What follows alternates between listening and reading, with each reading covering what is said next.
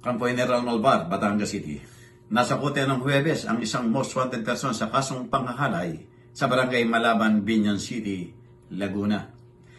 Ang akusado ay nakilalang si alias Lago, 37 taong gulang, walang asawa, manggagawa sa konstruksyon at kasalukuyang naninirahan sa barangay Malaban ay naresto ng Tanawan Component City Police Station bandang alas 12:45 ng hapon sa bisa ng warrant of arrest na inisyo noong November 13, 2024 ng presiding judge ng Regional Trial Court Branch 66 ng Tanawan City para sa krimeng panggagahasa na walang inirekomendang piyasa sa acts of lasciviousness at acts of lascivious conduct ay may inirekomendang piyasang 360,000 pesos.